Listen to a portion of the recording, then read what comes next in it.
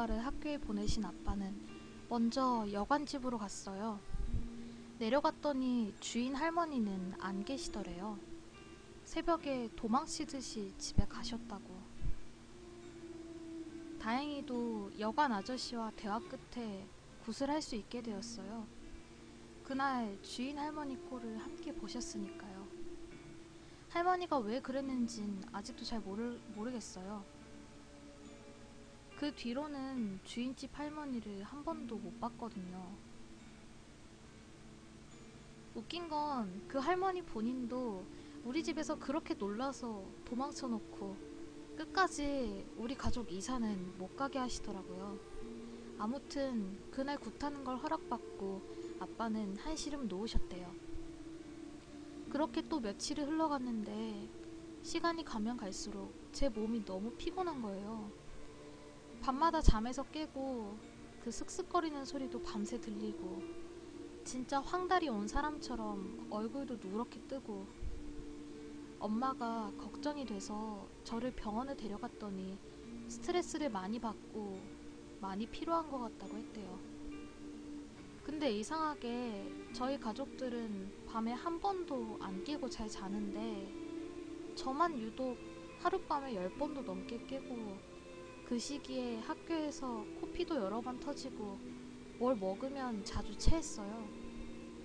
피곤해서 스트레스성으로 소화불량이 자주 와서.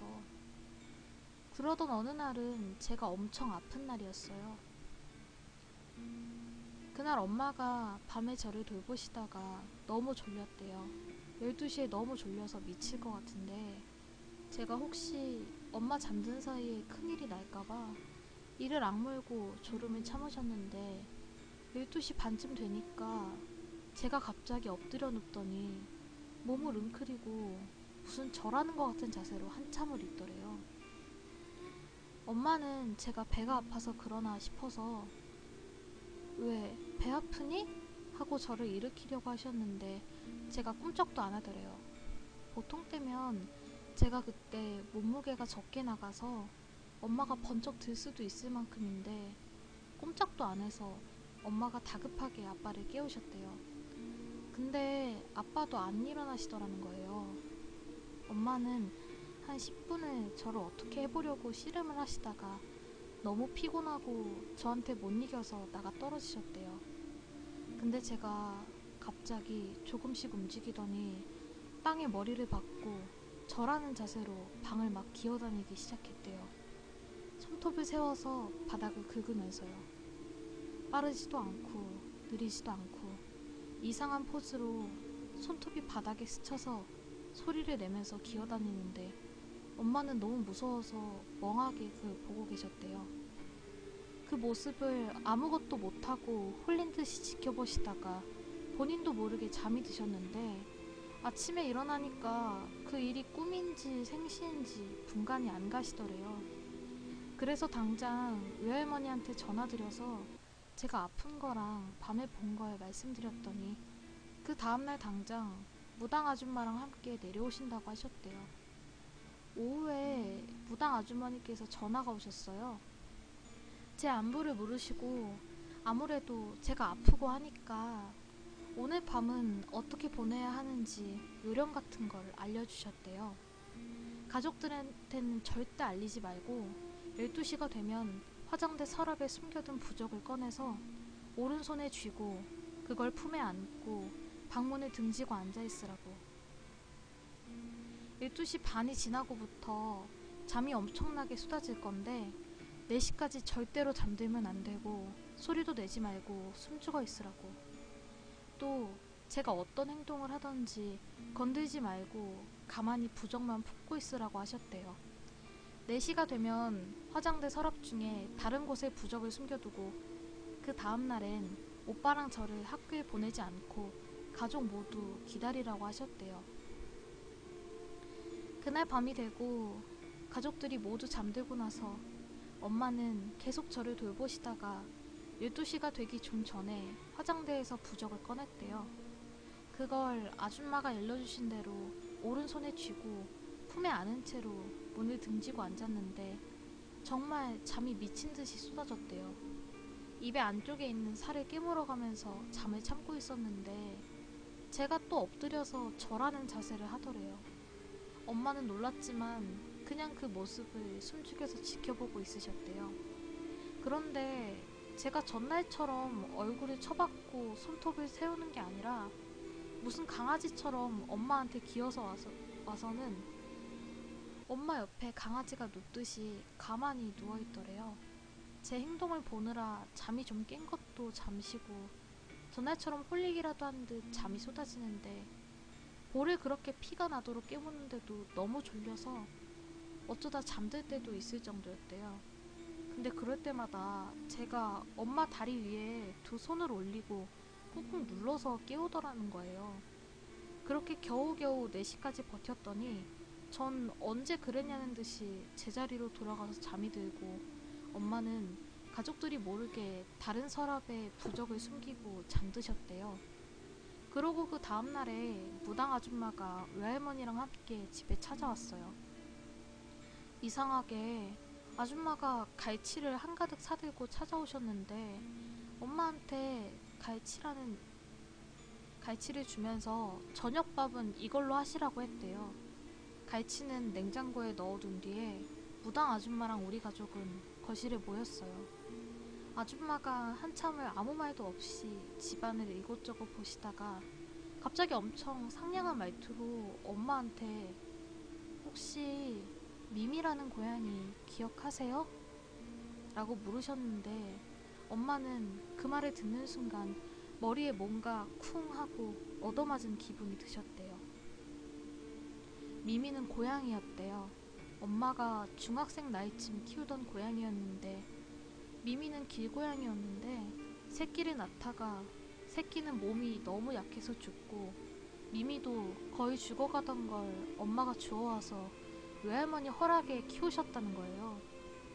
외할머니는 미미한테 살쾡이가 살쪘다고 살찌나 하고 불렀는데 엄만 그게 너무 마음에 안 들어서 외할머니 모르게 미미라는 이름을 붙여주셨대요. 근데 그 이름은 엄마만 알고 있고 실상 외할머니가 아셨다고 해도 무당 아줌마가 그걸 아실 턱이 없는 거죠. 정성을 들여서 돌봐서 회복한 뒤로도 거의 10년을 키웠는데 사실상 키웠다고도 할 수 없는 게 원래 길고양이인지라 집에 잘 있진 않았대요. 근데 항상 엄마가 학교 다녀올 때 대문 쪽에 가만히 앉아서 기다리고 외할머니가 주는 밥은 안 먹고 엄마가 주는 밥만 먹고 엄마를 그렇게도 좋아해줬대요. 그런데 어느 날부터 안 보였다는 거예요. 장마철이라서 비까지 내리는데 고양이가 돌아오질 않으니까 엄마는 며칠을 비를 맞으면서 고양이를 찾았는데 결국 찾을 수 없었대요. 엄마는 당연히 기억한다고 대답을 하셨고 무당 아줌마는 뭐가 기쁜지 엄청 좋아하셨어요. 박수까지 막 치면서. 그러곤 한동안 상냥한 말투로 저한테도 괜찮냐고 말을 걸고 쓸데없이 가족들 하나하나한테 안부를 물으시고 그러시다가 갑자기 원래 말투로 돌아오셔서는 엄마한테 그 고양이랑 전생부터 인연이 아주 깊다고 여러 번 생을 돌면서도 서로가 서로의 은인이었던 인연인데 그런데 그 고양이가 지금 딸 옆에 있다고 안방에서 화장대에 있던 부적은 그 방에 귀신이 들어오면 그 귀신이 자결통을 느끼게 하는 부적인데 계속해서 달려들면 혼이 완전히 사라지게 된다는 거예요. 그런데 그 고양이가 엄마랑 우리 가족을 지키려고 매일 밤 혼을 깎아먹는 자결통을 견디면서 그 방을 지킨다고 하시는 거예요. 처음 왔을 때 무당 아줌마가 부적으로 괜찮을 거라고 고양이를 설득을 했는데 고양이가 끝까지 지키겠다고 그 방에서 옴짝달싹을 안 한다고 하셨어요. 엄마는 그 이야기를 듣고 막 우셨어요. 무당 아줌마는 부적을 없애주고 싶지만 부적이 없이는 집에 있는 귀신이 팔뚝만한 구렁이인데 그 구렁이로부터 고양이는 절대 가족을 지켜줄 수 없고 떼면 가족이 큰일 날 거라서 그럴 수가 없다고 하셨어요. 더군다나 고양이가 가족을 지켜준다고 딸 옆에 있어봤자 귀신이 붙어있으면 수호령이 아닌 이상 산 사람은 힘들다고. 고양이는 그걸 모르니까 오늘은 고양이 혼이 다 갉아먹히기 전에 고양이를 보내주러 오셨다고. 그날 저녁을 먹고 고양이를 성불시키는 제사를 간단하게 지냈어요. 구실하기보다는 간단한 제사였어요. 사오신 갈치는 제사상에 올라갔고요. 그때 저는 무당 아줌마가 시키는 대로 가만히 앉아 있었는데 제사 지내는 중간중간 기억이 뚝뚝 끊기듯 안 나는 부분이 있었고요. 엄마 아빠 말로는 그냥 아무 일 없이 끝난 일이래요. 무당 아줌마는 제사 후에 곧바로 가셨어요. 당장 구순 못하니까 몇 달 더 있으라고 하셨는데 이유는 모르겠어요. 그 당시에 가족들이 이유가 뭐예요? 당장 해주세요. 이런 식으로 따지고 들 입장도 아니었고 엄마 아빠도 그런 성격이 아니어서 물어보진 못했다고 하셨더라고요.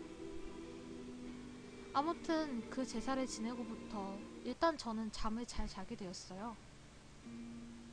근데 무당 아주머니가 가시면서 새로 당부한 게 있었는데 오빠한테 꿈에 뭐가 나와서 말을 걸든 간에 대답을 하지 말라고, 하더라도 4번 이상 대답하면 안 된다고 그러고 내려가셨는데 그 뒤로 3개월 동안 가족들끼리 안방에 갇히다시피 살았어요. 이미 그 집에 겁을 집어먹은 탓에 스트레스도 만만치 않았죠. 무당 아줌마가 안방 말고는 잠자리로 안전한 방은 없다고 하셨거든요. 그렇게 3개월 동안 오빠는 잊을만 하면 요상한 꿈을 꿨대요. 오빠 일기에 적혀있는 것만 말씀드리면 병원에서 의사선생님이 어디가 아파서 왔냐고 묻는 꿈, 길을 잃어서 경찰서에서 가서 경찰한테 이름 같은 걸 지문받는 꿈, 엄마가 화내시면서 뭘 잘못했는지 말할 때까지 때린다고 때리는 꿈, 심지어 퀴즈쇼에 나가는 꿈까지. 그게 무당 아줌마가 말하신 지문인지는 잘 몰라도 신기하게도 꿈을 꿀 때마다 오빠는 남자 목소리가 꿈이라고 말하는 목소리를 들었다는 거예요. 오빠도 꿈인 줄 몰랐으면 대답을 했을지도 모르겠지만 매번 꿈인 걸 알게 해준 거죠. 그렇게 시간이 가고 마지막 한 달째에는 오빠가 꿈을 전혀 꾸지 않게 되었대요. 신기하게 그 시기에 딱 무당 아줌마가 연락도 없이 찾아오셨어요. 밤중에 갑자기 젊은 여자 한 명하고 같이 오셨는데 원래는 사복을 입고 다니시는데 옷까지 무당처럼 차려입고 오셔서는 가족들 전부 오늘 밤 다른 곳에서 자고 오라고 하셨어요. 그날 엄마랑 저희는 고모 할머니 댁에서 자고 아빠는 가게에서 쪽잠을 자고 아침 일찍 집에 갔더니 같이 왔던 젊은 여자는 이미 돌아갔는지 없고 무당 아줌마가 끝났다고 인사를 하고 가셨대요. 가시면서 집에 향냄새 빠지면 마누라랑 애들 데리고 들어와서 이사 갈 때까지 편하게 지내라고 하셨는데 무당 아줌마한테 돈을 챙겨드렸더니 외할머니한테 은혜를 입은 게 있다고 돈을 거절하시고 그냥 가셨대요. 그 뒤로는 거짓말처럼 아무 일도 없었고 우리 가족은 2달 뒤에 이사를 갔습니다. 이사 갈 때도 주인 할머니는 못 뵙고 후에 아빠가 동네 사람한테 들은 이야기로는 그 집에 전에 산을 좋아하는 아저씨 부부가 살았는데 산에 가면 뱀을 잡아다가 산채로 술을 담그고 그걸 모으는 게 취미였다나 봐요. 어디까지나 소문이지만 이야기는 여기서 끝이고요.